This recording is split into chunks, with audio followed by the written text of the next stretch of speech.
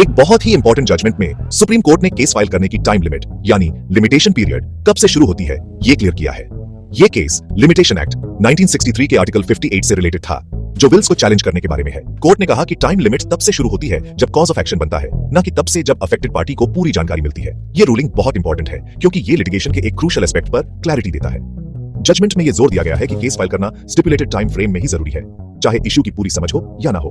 Court का यह stance इस प्रिंसिपल को रिइंफोर्स करता है कि देर से मिला इंसाफ इंसाफ नहीं होता, इसलिए जरूरी है कि लीगल एक्शन जल्दी ली जाए ताकि मैटर्स अनसर्टेनिटी में ना रहे। ये लैंडमार्क डिसीजन इंडिया में लीगल प्रोसीडिंग्स पर दूरगामी प्रभाव डालेगा और वेरियस स्टैट्यूट्स में लिमिटेशन पीरियड्स को इंटरप्रेट करने के लिए एक मिसाल कायम करेगा। जिस केस की वजह से ये लैंडमार्क रूलिंग आया वो एक बेटे द्वारा अपने पिता की विल को चैलेंज करने से रिलेटेड था। प्लेंटिफ ने फ्रॉड का आरोप लगाया जब उसे एक विल और उसके बाद एक कोडिसिल मिला, दोनों उसके भाई के फेवर में। पिता की will the 4th of February 2014 की थी, जबकि कोडिसिल द 20th of September 2014 को एग्जीक्यूट की गई थी। प्लेंटिफ को इन डॉक्यूमेंट्स के बारे में नवंबर 2014 के शुरुआत में पता चला, लेकिन उसने इन डॉक्यूमेंट्स को चैलेंज करने के लिए तुरंत केस फाइल नहीं किया। उसने लगभग 3 साल तक इंतजार किया और आखिरकार द 21st of November 2017 को कोर्ट गया। केस फाइल करने में हुई ये देरी केस में एक क्रूशियल फैक्टर बनी। इसी के आधार पर लीगल आर्ग्यूमेंट्स हुए कि क्या लॉ सूट लिमिटेशन एक्ट के तहत परमिसिबल टाइम फ्रेम में फाइल किया गया था या नहीं। प्लेंटिफ के देरी से लीगल एक्शन लेने की वजह से सिविल कोर्ट ने उसका केस डिसमिस कर दिया। कोर्ट ने लॉ सूट को लिमिटेशन एक्ट 1963 के आर्टिकल 58 के तहत टाइम बारड घोषित कर दिया, जो ऐसे केसेस के लिए 3 साल की लिमिट तय करता है।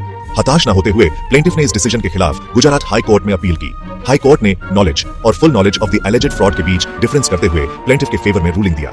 हाई कोर्ट की इंटरप्रिटेशन ये थी कि 3 साल की लिमिटेशन पीरियड प्लेंटिफ को एलिज्ड फ्रॉड की फुल नॉलेज मिलने की डेट से कैलकुलेट होनी चाहिए, न कि सिर्फ विल और कोडिसिल के बारे में पता चलने की डेट से।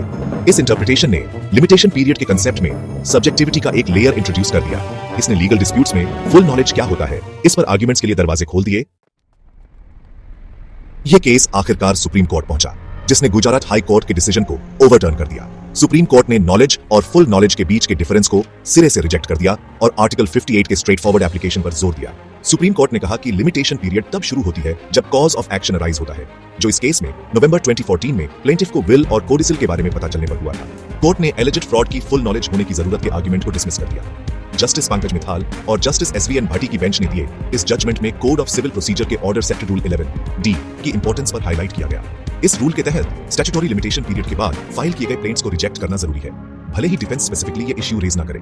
ये रूलिंग लीगल सर्टेनिटी और टाइमली जस्टिस के प्रिंसिपल्स को अपहोल्ड करने के लिए सुप्रीम कोर्ट की कमिटमेंट को रीइंफोर्स करता है। यह एक कठोर रिमाइंडर है कि समय बीतने का लीगल राइट्स और रेमेडीज पर इंपैक्ट पड़ सकता है।